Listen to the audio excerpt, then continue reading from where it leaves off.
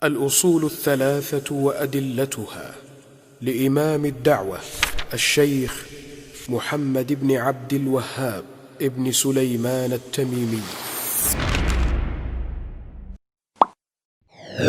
Yuk belanja di Tarbiyah Sunnah Mart. Dengan belanja di Tarbiyah Sunnah Mart, Anda turut berpartisipasi dalam dakwah yang diselenggarakan YTS. Bismillahirrahmanirrahim. Assalamualaikum warahmatullahi wabarakatuh. Alhamdulillah wassalatu wassalamu ala rasulillahi wa ba'd. Hadirin jamaah Masjid Umar Ibn Khattab, Desa Selacau, Batu Jajar, Bandung Barat yang Allah muliakan. Alhamdulillah, pagi ini kembali kita berjumpa untuk melanjutkan kajian kitab Al-Usulul Thalathah. Kita sudah sampai pada pembahasan rukun iman yang kelima, iman kepada hari akhir. Dan poin terakhir yang kita bahas adalah iman kepada surga dan neraka. Kita sedang memulai pembahasan tentang neraka. Neraka ada para penjaganya. Penjaga neraka adalah para malaikat yang memiliki kekuatan yang dahsyat. Sebagaimana diterangkan oleh Allah dalam Al-Quran, Ya ayyuhalladzina amanu qu anfusakum wa ahlikum nara wa quduhan nas wal hijarah. Alaiha malaikatun ghiladun shidad la ya'sunallaha ma amarahum wa yaf'aluna ma yu'marun. Hai orang-orang yang beriman, jagalah diri-diri kalian dan keluarga kalian dari api neraka yang kayu bakarnya terdiri dari manusia dan batu-batu. Di dalam neraka ada para malaikat yang ghilad dan syidad. Ghilad itu hatinya keras. Ghilad itu yang tidak memiliki belas kasihan. Sudah dicabut dari hati malaikat penjaga neraka rasa belas kasihan. Tidak ada rasa belas kasihan karena tugasnya menyiksa. Kalau menyiksa ada belas kasihan nggak akan tega. Makanya disebut dengan sebutan ghilad. Adapun syidad itu yang fisiknya kuat, tidak terbakar api karena mereka di neraka. Tidak merasakan penderitaan dengan keberadaan mereka di dalam neraka, syidad. Mereka bisa keluar masuk neraka semau mereka atas perintah Allah Azza wa Jalla. Ini yang disebut dengan khazanatun nar, para penjaga neraka. Jumlah malaikat yang berjaga di neraka itu ada 19 malaikat. Sebagaimana firman Allah dalam surah Al-Muddathir 26-30, Sauslihi saqar, wa ma adraka ma saqar, la tubqi wa la tadhar, lawahatul lil bashar 'alaiha 19. Aku akan jerumuskan orang itu ke dalam neraka Saqar. Tahukah kalian apakah neraka Saqar itu? La tubqi wa la tadhar. Neraka Saqar itu tidak menyisakan dan tidak membiarkan. Arti tidak menyisakan, seluruh bagian tubuh manusia baik luarnya ataupun dalamnya itu terbakar oleh api neraka Saqar. Allati tattali'u 'alal afidah, yang terus menembus ke dalam jantung, ke sumsum, ke tulang. Sumsum berada di dalam tulang. Itu semuanya tidak tersisakan. Seluruhnya tersentuh, terbakar oleh api neraka Saqar. Makanya disebut la tubqi. Api neraka Saqar itu tidak menyisakan wala tadhar, dan tidak pernah membiarkan walaupun sedetik. Orang-orang ahli neraka walaupun sedetik tidak pernah istirahat dari menerima azab, menerima siksa. Api neraka tidak pernah membiarkan para penghuni neraka terbebas dari api neraka. Enggak. Setiap detiknya tersiksa.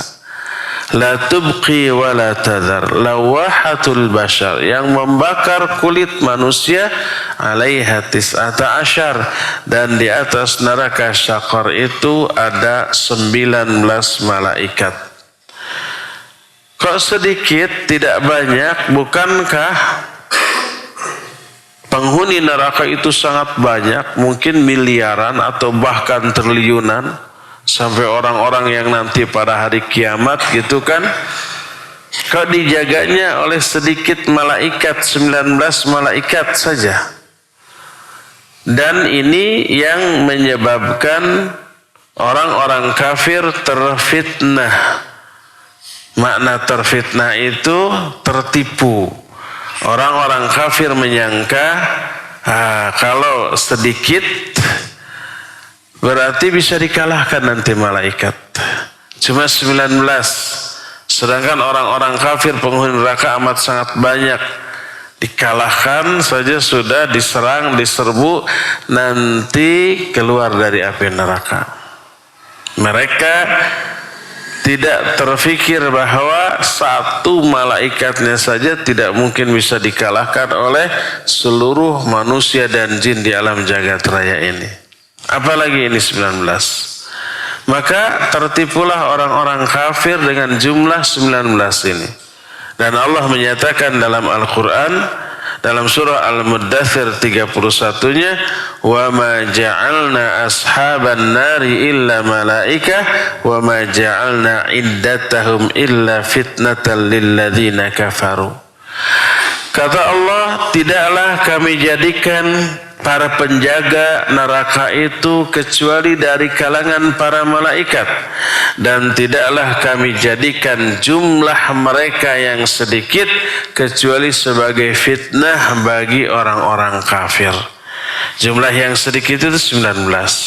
Fitnah bagi orang kafir artinya tertipu, tipuan bagi orang kafir. Mereka menganggap hanya sedikit sehingga mereka bisa menganggap bisa mengalahkan malaikat yang sedikit tersebut. Itu tertipu. Satu malaikatnya aja tidak mungkin bisa dihadapi oleh seluruh makhluk di alam jagat raya ini, ya.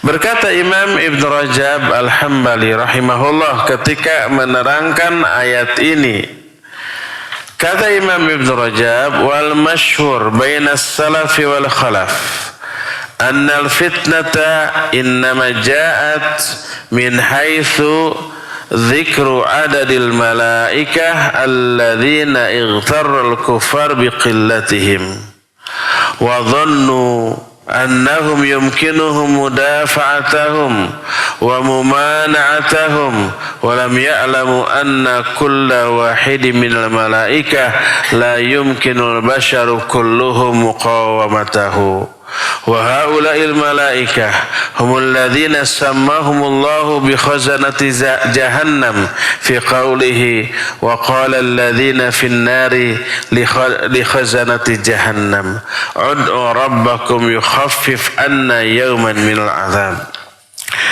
Kata Imam Ibn Rajab, yang masyhur dari kalangan salaf dan khalaf bahwa fitnah yang disebut dalam ayat tadi adalah berupa disebutnya jumlah malaikat yang 19.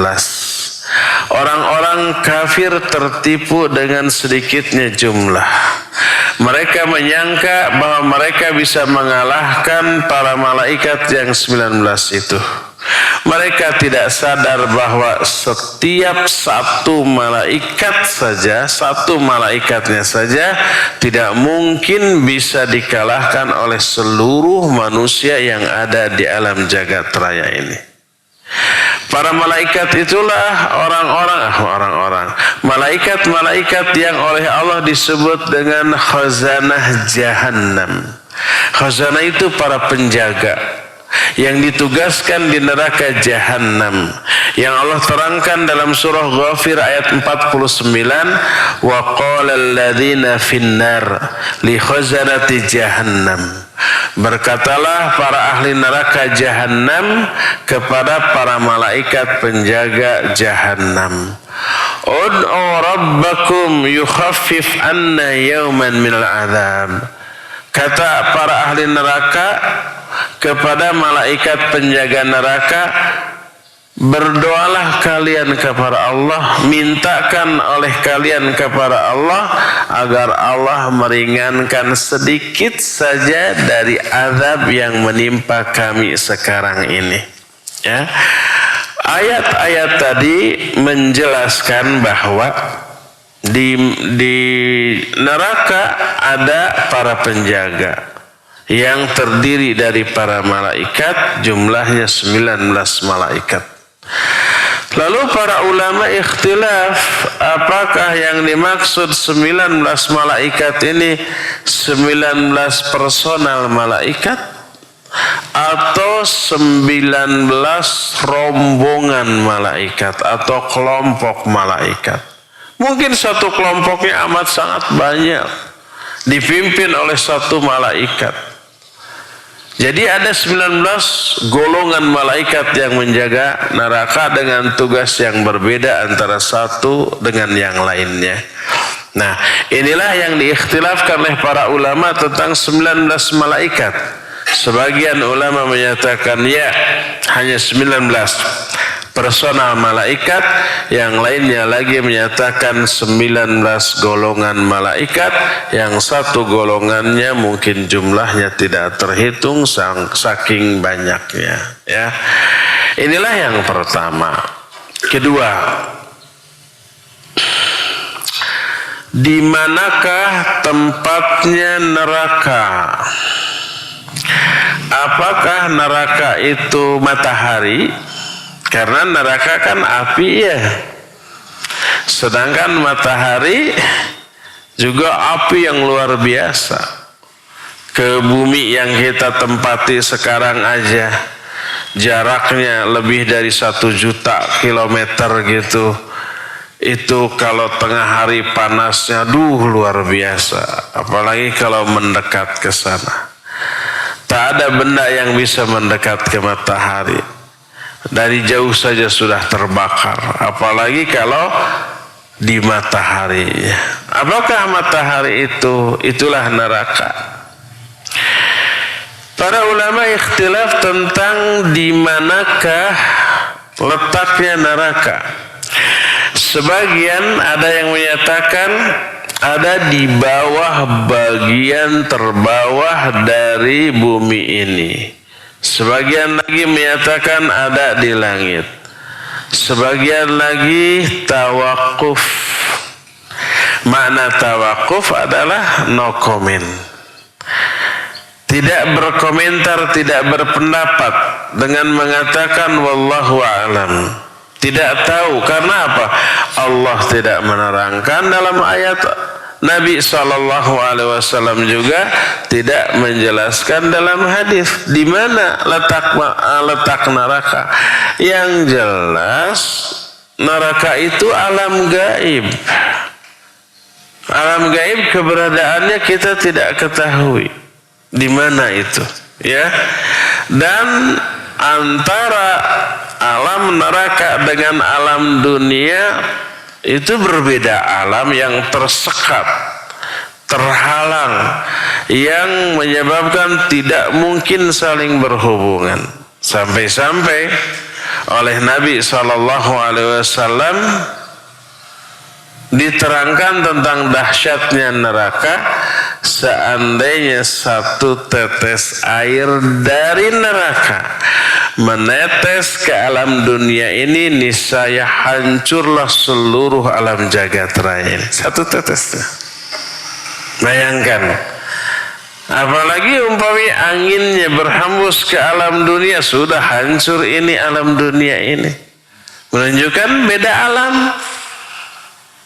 tidak saling berhubungan, itu alam gaib yang entah di mana ya. Dan inilah pendapat yang benar. Adapun bahwa neraka itu adalah matahari, itu keliru, salah. Karena apa? Karena keterangan hadis menyatakan bahwa matahari dan bulan pun kelak akan dimasukkan ke dalam neraka. Matahari dan bulan, sebagaimana nanti kita akan terangkan di dalam bab yang menjelaskan masalah itu. Berkata Al-Imam As-Suyuti rahimahullahu ta'ala, kata beliau, wa yaqifu 'anil nar ay taqulu fiha bil waqaf ay mahalluha haitsu la ya'lamuhu illa Allah falam yathbut indi haditsun a'tamiduhu fi dzalik. Kata Imam As-Suyuti, para ulama tawakuf tentang neraka, maknanya tempat neraka di mana, tak ada yang tahu. Tak ada yang tahu kecuali Allah Subhanahu wa ta'ala, dan tidak ada satu keterangan pun yang bisa aku jadikan sebagai sandaran dalam masalah ini. Itu kata Imam As-Suyuti. Berkata Syekh Waliullah Ad-Dahlawi dalam kitab Al-Aqidah, kata beliau, walam yusarrih nassun fi ta'yini makanihima ay al-jannati wan nar bal haitsu sya'allahu ta'ala id la ihatata lana bi khalqillahi wa awamilihi. Kata Syekh Waliullah Ad-Dahlawi, satu nas pun, nas itu keterangan ayat atau hadis, tidak ada yang menjelaskan tempat surga dan neraka, tapi dia berada di tempat yang Allah kehendaki. Tidak ada ilmu bagi kita untuk mengetahui ciptaan Allah dan alam-alamnya secara detail. Berkata Syekh Siddiq Hasan Khan ketika mengomentari perkataan Ad-Dahlawi ini, kata beliau, aqul wa hadzal qawlu arjahul aqwal wa ahwatuha insyaallah. Pendapat ini adalah pendapat yang terkuat dan yang paling hati-hati dalam masalah ini insyaallah. Jadi yang jelas tempat neraka tak ada yang tahu di kalangan manusia karena tak ada keterangan baik dalam Al-Quran ataupun dalam hadis yang sahih. Yang jelas neraka itu amat sangat luas, dasarnya amat sangat dalam, sehingga kapasitas isinya amat sangat banyak. Luasnya neraka itu bisa dilihat dari beberapa keterangan berikut ini. Pertama, alladzina yadkhuluna an-nara a'dadun la tuhsa ma kathrati adadihim fa inna khalqal wahidi fihim yadkhimu hatta yakuna darsuhu fin nar mithla jabal Uhud wa ma baina mankibaihi masirata 3 ayyam wa ma dhalik fa inna tastaw'ibu hadhil a'dad al-ha'ilah allati wujidat ala imtidadil hayatid dunya minal kafaratil mujrimin ala admi khalqihin wa yabqa fiha muttasi'un li ghairihim. Pertama, luasnya neraka bisa dilihat dari jumlah orang-orang yang masuk neraka amat sangat banyak, tidak terhitung. Orang-orang muslim dengan orang kafir lebih banyak mana di dunia ini? Lebih banyak orang kafir. Sekarang aja orang Islam di dunia ini berapa miliar gitu, itu lebih banyak orang ateisnya. Lebih banyak orang Kristennya, belum agama-agama lain. Ya, di kalangan umat Islam sendiri yang durhaka dengan yang solehnya lebih banyak mana? Lebih banyak yang durhakanya. Masjid 10 kali 10 saja nggak pernah penuh. Jangankan penuh, setengahnya pun tidak ya. Jangankan setengahnya, kadang-kadang di masjid lain mah satu shaf juga tidak penuh. Di kita 3-4 shaf bisa terisi penuh gitu ya. Tapi kalau di tempat lain belum tentu satu shaf juga penuh. Ya, itu menunjukkan lebih banyak yang durhakanya daripada yang solehnya. Jadi penduduk neraka jauh lebih banyak. Nah, selain sangat banyak, entah berapa miliar, entah berapa triliun sampai nanti di hari kiamat, penduduk neraka. Selain banyak, ukuran tubuh ahli neraka besar sekali. Sehingga dikatakan di dalam hadis, gigi geraham ahli neraka saja sebesar gunung Uhud. Giginya sebesar gunung Uhud, bagaimana mulutnya, bagaimana kepalanya. Sedangkan jarak antara kedua bahu ahli neraka kalau sekarang kan paling 2 jengkal ya jarak bahu kita, tapi jarak antara 2 bahu ahli neraka sejarak 3 hari perjalanan. Dan satu tempat duduk satu orang ahli neraka menghabiskan tempat antara Mekah dan Madinah 500 km, bayangkan ya. Satu orang ahli nerakanya segede itu. Bagaimana dengan miliaran orang? Oleh karena itulah maka sangat banyak atau sangat luas kapasitas neraka, dan setelah itu neraka masih kosong. Neraka masih luas, masih muat banyak orang. Tapi semua ahli neraka yang ukurannya besar itu sudah masuk semuanya. Tapi neraka masih ada tempat. Sebagaimana firman Allah dalam Al-Quran dalam surah Qaf ayat 30, yauma naqulu li jahannam halim talati wa taqulu hal mim mazid. Kata Allah pada hari itu, maksudnya hari kiamat, setelah ahli neraka semuanya masuk neraka. Kata Allah, pada hari itu kami bertanya kepada neraka jahanam, halim talati, apakah kamu sudah penuh? Apa kata neraka? Hal mim mazid, masih ada tambahan enggak? Ini masih luas. Bayangkan.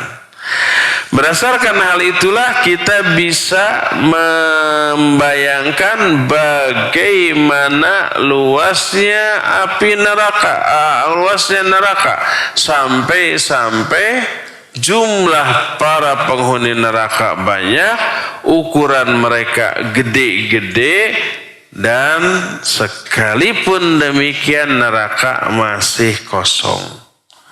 Neraka masih memiliki tempat yang luas, ya. Dari Anas bin Malik radhiyallahu an, Nabi sallallahu alaihi wa alihi wasallam bersabda, la tazalu jahannam yulqa fiha wa taqul hal min mazid hatta yad'a rabbul izzati fiha qadamahu wa yanzawi ba'daha ila ba'd fataqul qad bi'izzatika wa karamik. Kata Nabi SAW, selalu dilemparkan orang-orang ke dalam neraka jahanam, dan neraka masih menantang, hal mim mazid, masih ada enggak tambahan, masih ada tambahan, sampai seluruh penghuni neraka sudah masuk semua, dan tidak ada lagi yang bisa dimasukkan ke dalam neraka karena sudah semua ahli neraka masuk. Itu neraka masih berkata hal mim mazid, Masih ada enggak tambahan? Akhirnya Allah meletakkan kakinya ke dalam neraka. Ini kata Nabi SAW, ya Rabbul Izzati fiha qadamahu. Allah meletakkan kakinya di dalam neraka. Sampai api neraka menyingkir satu sama lain. Lalu neraka barulah bilang, cukup, cukup, cukup demi kemuliaan-Mu ya Allah. Hadis ini muttafaqun alaih. Hadis ini riwayat Imam Bukhari dan Imam Muslim dengan sanad yang muttafaqun alaih, ya. Dan ini menunjukkan bahwa kapasitas neraka itu begitu luas. Daya tampungnya begitu besar. Ini bukti yang pertama. Bukti yang kedua adalah betapa dalamnya dasar dari neraka, sehingga ketika sebuah batu besar dilempar dari atas, dari permukaan neraka, batu itu jatuh ke bawah dengan kecepatan semakin lama semakin cepat. Kalau kita umpama melempar batu dari atas, dilempar ke bawah dengan kecepatan yang tinggi. Apakah batu itu makin lama makin melambat atau makin cepat? Makin cepat. Ya. Nah, ini ada batu besar dilemparkan dari atas permukaan neraka. Jatuh ke bawah. Itu baru sampai di dasar dari neraka jahanam setelah 70 tahun. Menunjukkan jauhnya jarak antara permukaan neraka dengan dasarnya, sebagaimana diterangkan dalam hadis sahih riwayat Imam Muslim dari Abu Hurairah radhiyallahu anhu. Kata Abu Hurairah, kunna ma'an Nabi sallallahu alaihi wa alihi wasallam idh sami'a wajbah. Faqala an-nabiy sallallahu alaihi wasallam, tadruna ma hadha? Qulna Allahu wa rasuluhu a'lam. قال هذا حجر رمي به في النار منذ 70 خريفا فهو يهوي في النار إلى الآن. Kata Abu Hurairah, kami saat itu sedang bersama-sama dengan Nabi SAW. Tiba-tiba kedengaran seperti suara benda berat yang jatuh, kedebuk gitu ya. Sampai kata orang Sunda mah ender, suaranya dahsyat. Kata Nabi SAW, kalian tahu nggak suara apa itu? Para sahabat menjawab, Allah dan Rasulnya yang lebih tahu. Beliau menjawab, itu adalah suara batu yang dilemparkan dari atas permukaan neraka sejak 70 tahun yang lalu, baru sekarang tiba di dasarnya. Dan hadis tersebut sahih diriwayatkan oleh Imam Muslim yang menunjukkan bahwa dasar neraka itu amat sangat dalam. Sehingga batu yang dilemparkan dari atas baru sampai setelah 70 tahun. Inilah alasan yang kedua. Keterangan yang ketiga yang menjelaskan bahwa neraka itu amat sangat luas adalah kasratul adadil ladzi ya'ti bin nar minal malaikati yaumal qiyamah. Adanya jumlah malaikat yang banyak yang datang ke dalam neraka. Jadi selain manusia, di dalam neraka juga ada malaikat. Malaikat yang ditugaskan untuk menyiksa manusia di dalam neraka. Kasihan dong malaikatnya juga pasti tersiksa. Tidak. Malaikat yang bertugas menyiksa di neraka oleh Allah sudah diberikan kekuatan untuk tidak menderita di dalam neraka. Tak ada bedanya antara malaikat yang ditugaskan di surga dengan di neraka, nggak ada bedanya. Karena apa? Karena oleh Allah Azza wa Jalla sudah diatur sedemikian rupa. Jadi malaikat yang bertugas di neraka tidak merasa kepanasan, tidak merasa tersiksa dengan panasnya api neraka, tidak. Ya, dan jumlah malaikat yang didatangkan ke dalam neraka itu juga bukan sedikit tapi banyak dengan ukuran yang amat sangat besar. Diterangkan di dalam ayat, salah satunya adalah Al-Quran surah Al-Fajr 23. Allah berfirman, waji'a yawma idzim bi jahannam. Dan ditatangkan pada hari itu para malaikat ke neraka Jahannam. Diterangkan di dalam salah satu hadis, berkata Rasulullah SAW ketika menerangkan ayat ini bahwa didatangkan para malaikat ke dalam neraka Jahannam. Kata Nabi SAW, yu'ta bi jahannam yawma idzin laha sab'una alfa zimam ma kulli zimamin sab'una alfa malak. Didatangkan pada hari kiamat nanti ke neraka Jahannam 70.000 zimam. Zimam itu rantai besi. Rantai besinya besar. Jumlah rantai besi itu 70.000. Setiap satu rantai besi digotong oleh 70.000 malaikat. Satu rantai besi di bawah 70.000 malaikat, berarti rantai besinya kecil apa besar? Besar. 70.000 malaikat. Malaikatnya juga besar-besar. Berarti rantainya besar. 70.000 rantai besi, masing-masing rantai dibawa oleh 70.000 malaikat. Ada berapa malaikat yang kerjanya hanya membawa 70.000 rantai besi saja? 70.000 aja kali 70.000 berapa? 4,9 miliar malaikat. Hampir 5 miliar malaikat. Itu baru malaikatnya.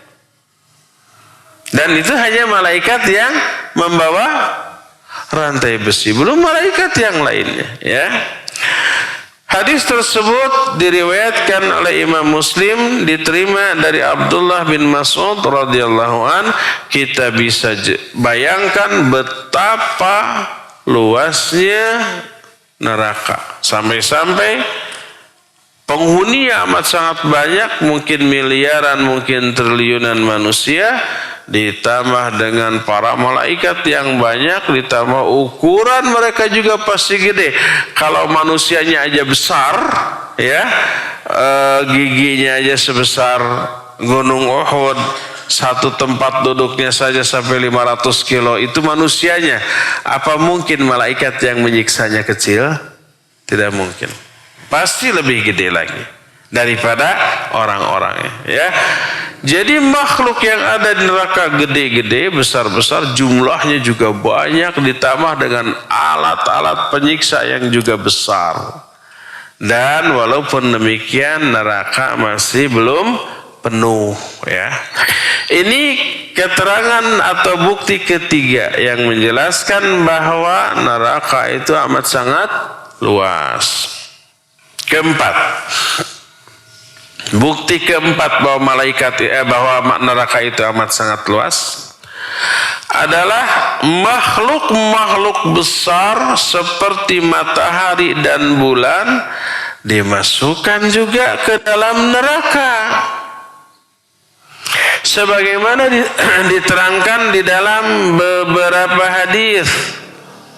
Di antaranya hadis yang diterima dari Abu Hurairah radhiyallahu anhu, berkata Rasulullah sallallahu alaihi wasallam, asy-syamsu wal qamar tuwarrani mukawwarani fin nari yaumal qiyamah, bahwa matahari dan bulan dua-duanya digulung dan dimasukkan ke dalam neraka pada hari kiamat. Hadis ini diriwayatkan oleh Imam Al-Baihaqi dalam kitab Al-Ba'ats wan Nusyur, dan sanad hadis ini sahih berdasarkan syarat pensahihan Imam Al-Bukhari, Dan Imam Bukhari pun meriwayatkan secara ikhtisar dalam kitab Sahih Bukhari dengan lafaz asy-syamsu wal qamar mukawwarani finnar, bahwa matahari dan bulan dua-duanya digulung di dalam neraka. Ya. Jadi matahari dan bulan pun dimasukkan ke dalam neraka. Timbul pertanyaan, kenapa matahari dan bulan dimasukkan ke dalam neraka? Apa dosa mereka? Dijawab oleh para ulama, mereka tidak berdosa apa-apa matahari dan bulan mah. Kenapa dimasukkan ke dalam neraka? Karena sebagai hukuman secara psikis kepada para penyembahnya. Manusia itu di dunia ada yang menyembah matahari dan bulan. Bahkan juga bintang-bintang, kaum Sabi'un itu menyembah bulan-bulan. Karena diyakini bulan itu memiliki menyembah bintang-bintang.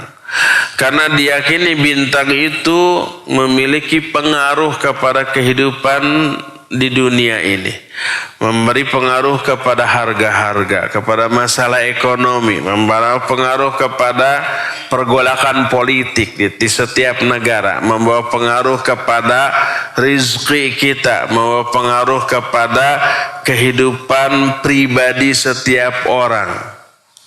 Makanya dari sana lahir ilmu perbintangan atau ramalan bintang yang kita sebut dengan sebutan zodiak atau horoskop. Dinamai bintang tersebut kalau orang yang lahir bulan Januari bintangnya Capricorn. Kalau yang bulan Februari Sagittarius bulan Maret bintangnya ini. Nah, itu setiap minggu nasibnya berbeda. Itu ilmu perdukunan. Itu hanya diyakini oleh kaum Sabi'un, para penyembah bintang. Tapi oleh manusia yang hidup di zaman modern ada yang percaya? Ada banyak.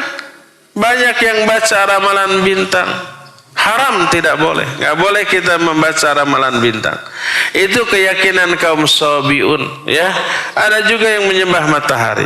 Seperti umpamanya orang-orang Jepang zaman baheula. Agamanya disebut agama apa? Shinto, menyembah matahari. Kalau umpamanya pagi hari mereka menghadap ke timur, ya, kemudian membungkuk ke timur ke arah matahari.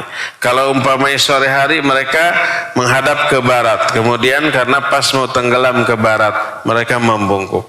Itu menyembah matahari. Ada juga yang menyembah bulan, ada juga yang menyembah bintang, ya. Nah, semua itu nanti Allah masukkan ke dalam api neraka. Untuk apa? Bulannya sendiri, bintangnya sendiri, mataharinya sendiri tidak berdosa.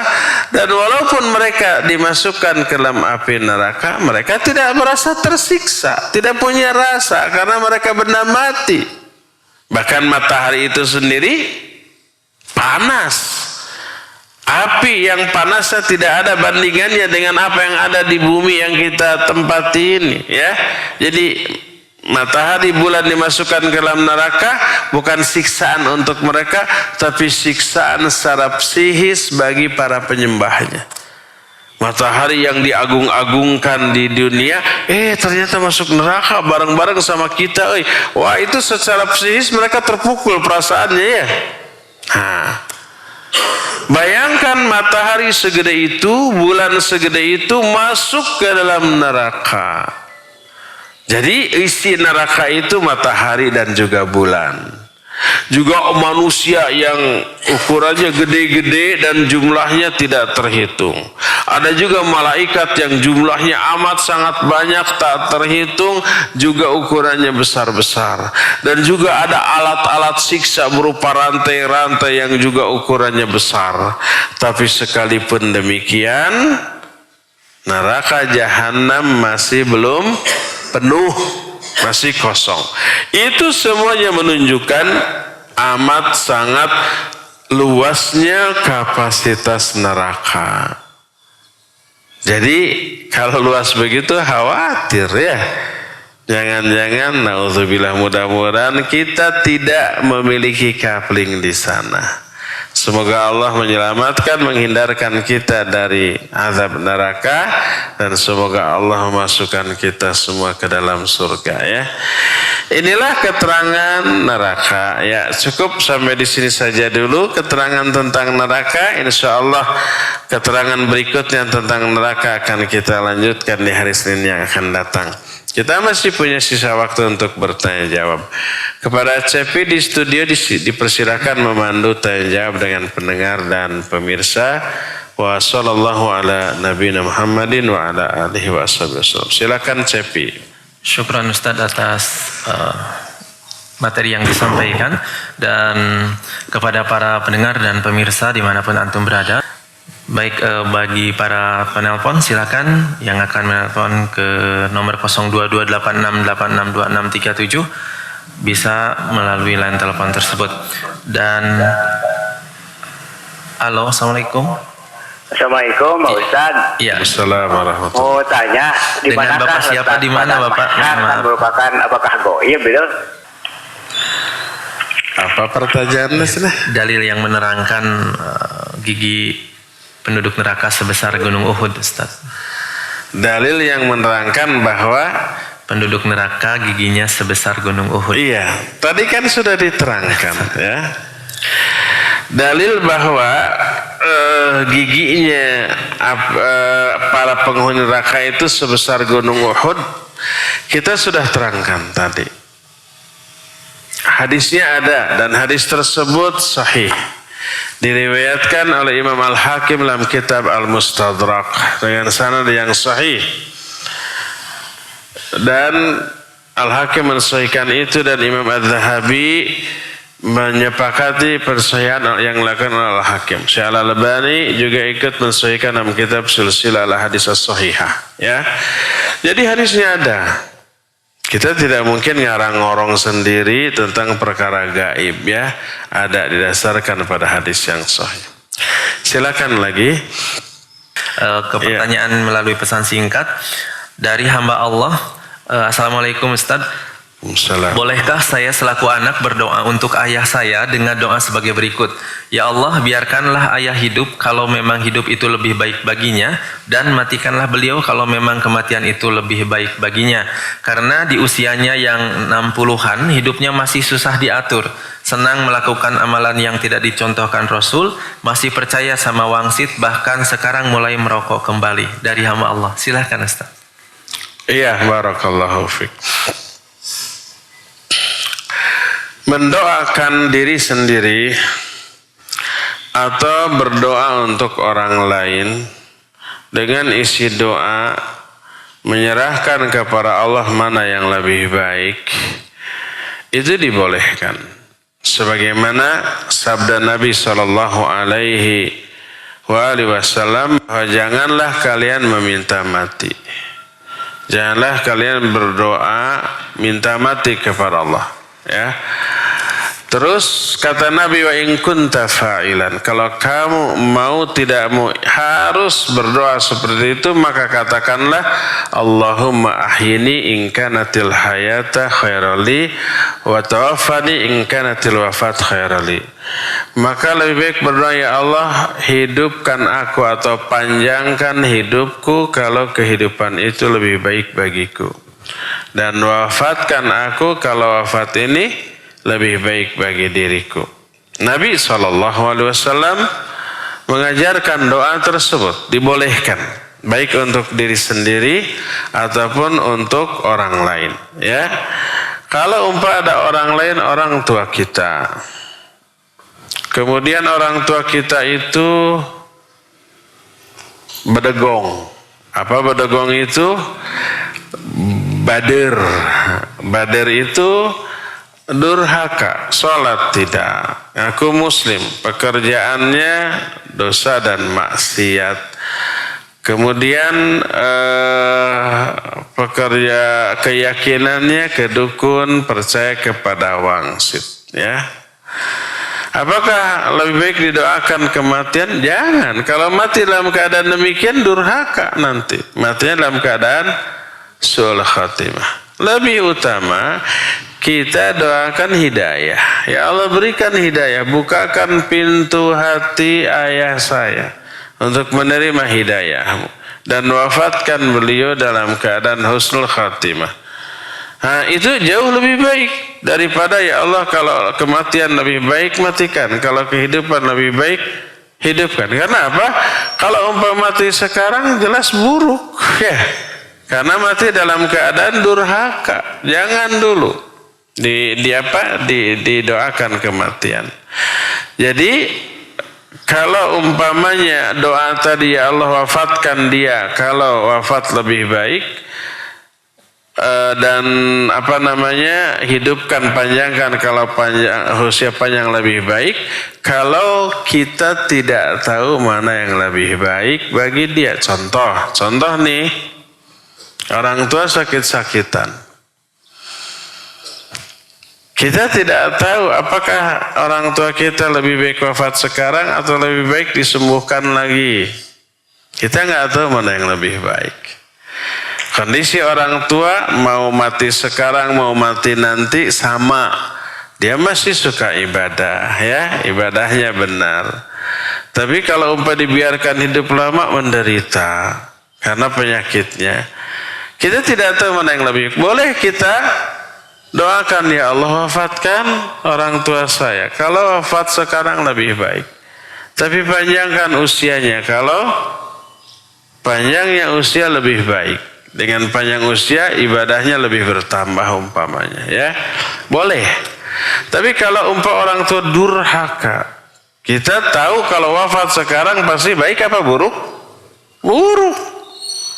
Kalau umpamanya nanti usianya tambah panjang, mungkin juga sama-sama buruk. Maka bagi kondisi orang tua yang seperti itu lebih baik untuk didoakan apa? Hidayah. Ya Allah beri hidayah. Ya Allah bukakan hatinya. Ya Allah berikan petunjuk-Mu. Ya Allah wafatkan ayah saya dalam keadaan husnul khatimah. Itu jauh lebih baik daripada doa yang tadi. Wallahu a'lam bishawab. Silakan lagi Cepi. Ya, syukran Ustaz atas jawabannya. Dan ke pertanyaan selanjutnya Ustaz dari pendengar Radio Tarbiyah Sunnah. Ustaz, apakah neraka pada saat ini sudah ada diciptakan oleh Allah Subhanahu wa taala dari hamba Allah di Bandung? Silakan. Itu materi kita sebulan yang lalu ya. Awal penjelasan kita tentang surga dan neraka adalah bahwa surga dan neraka sudah ada. Surga dan neraka itu sudah diciptakan berdasarkan nas ayat dan hadis-hadis yang sahih tentang masalah tersebut sudah ada ya. Di antara penjelasan tentang neraka ini sudah ada. Nabi Allah Subhanahu wa taala menyatakan u'iddat lil kafir fa illam taf'alu wa lan taf'alu fattaqun nar allati waquduha an-nas wal hijarah u'iddat lil kafirin.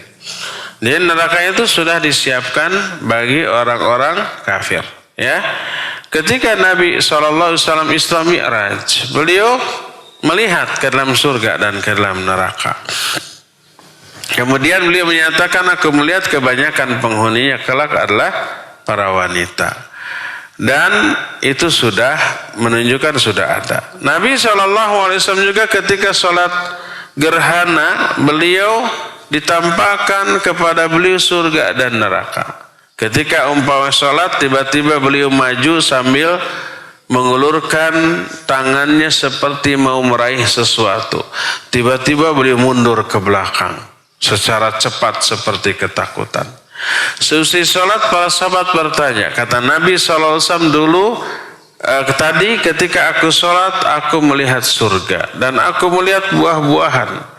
Makanya aku ulurkan tanganku ya, untuk memetik buah-buahan itu.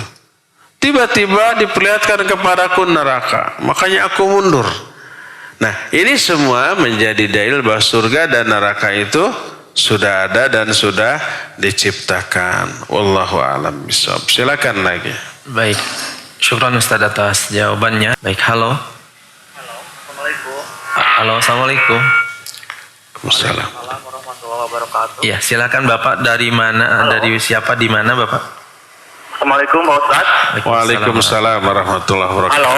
Mangga Bapak, silakan untuk Pak pertanyaan. Ustadz, maaf di luar tema ini Pak Ustadz. Iya. Ya, alhamdulillah istri saya saat ini sedang mengandung Pak Ustadz. Mungkin Alhamdulillah. usianya sekitar 2 bulanan usia kandungannya. Pak Ustadz pengen nanya soal hukum syukuran 4 bulanan, 7 bulanan sama syukuran akikahan. Begitu Pak Ustadz. Iya. Pak Ustadz maaf ini saya nggak bisa mendengar suara Pak Ustadz. Mungkin itu aja. Assalamualaikum warahmatullahi wabarakatuh. Waalaikumsalam. Waalaikumsalam warahmatullahi wabarakatuh. Ya. Ya. Barakallahu fiik Bapak yang bertanya barusan ya. Semoga kehamilan istrinya lancar ya. Sampai melahirkan ibunya, anaknya lahir dalam keadaan sehat dan selamat ya. Dan semoga anaknya kelak menjadi anak soleh atau solihah. Adakah syukuran 4 bulanan, 7 bulanan dalam Islam? Tidak ada sama sekali. Itu budaya. Tapi sekali lagi, umumnya budaya, ini umumnya budaya, lahir dari kepercayaan agama yang terwariskan secara turun-temurun. Umumnya begitu, ya. Apa yang menjadi budaya bagi orang Arab zaman sekarang itu sebenarnya agama Islam yang sudah teraplikasi sejak zaman baheula secara turun-temurun. Karena di zaman Nabi dan para sahabat, Islam itu bukan sekedar teori. Islam bukan sekedar ilmu yang dipelajari di masjid-masjid. Tapi Islam itu sudah terwujud dalam bentuk amalan seluruh kaum muslimin ketika itu. Ya. Terus diwariskan secara turun-temurun. Pada generasi yang banyak, puluhan generasi, sampai akhirnya dianggap sebagai bagian budaya. Makanya jangan heran kalau sekarang ada orang yang menyatakan bahwa jilbab itu budaya Arab, bahwa jenggot itu budaya Arab, bahwa gamis itu budaya Arab. Karena apa? Karena memang sudah membudaya, tapi hukum asalnya itu berasal dari pelaksanaan agama Islam zaman baheula ya. Nah, bagi orang-orang yang liberal, maka jilbab, gamis, jenggot itu semua budaya. Tapi bagi kita itu adalah agama Islam yang memang sudah membudaya. Termasuk di Indonesia.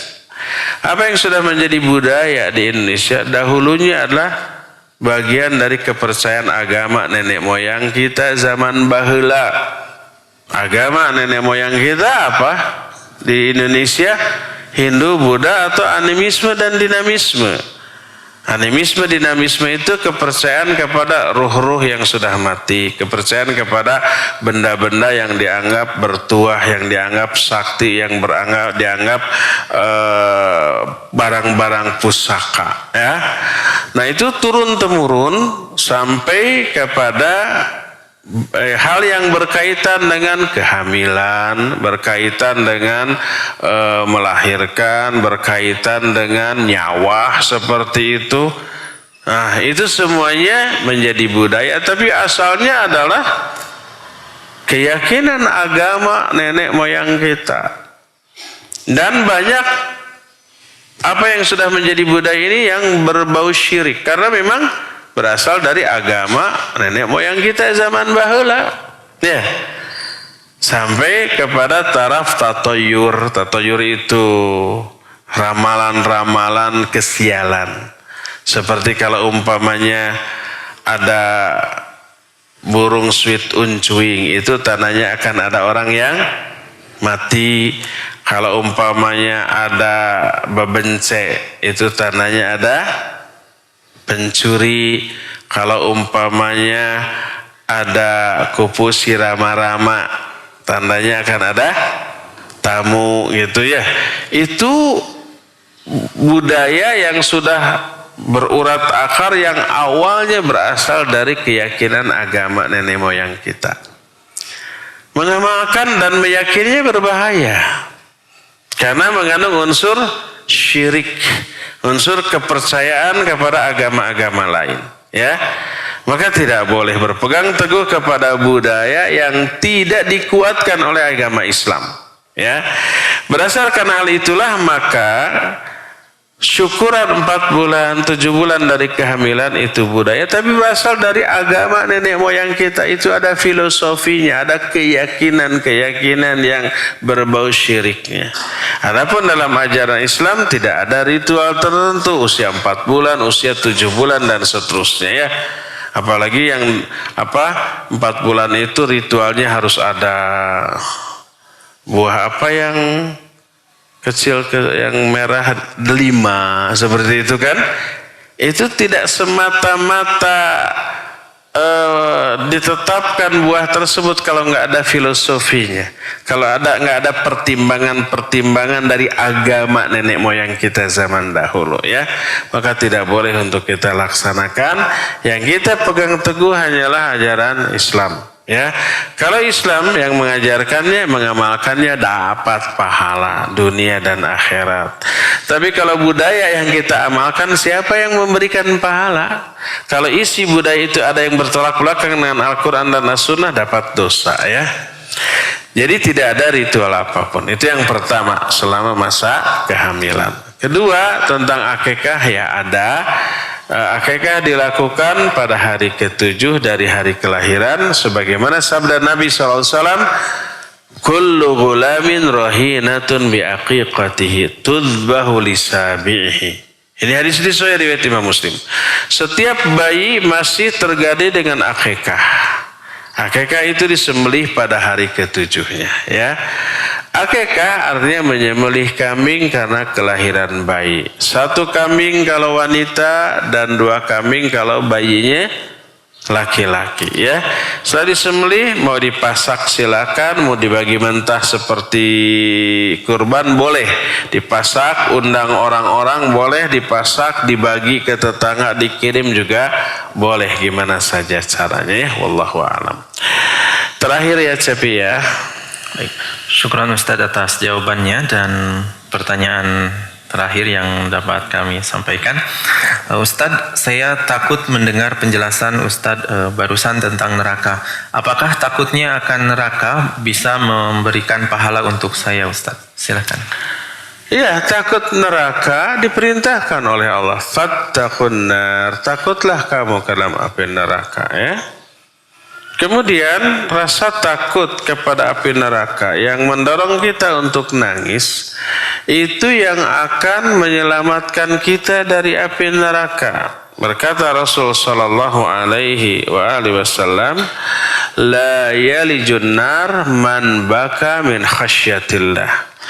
Tidak akan masuk ke dalam neraka orang yang menangis karena takut kepada Allah, takut diazab di dalam neraka Allah Azza wa Jalla, ya.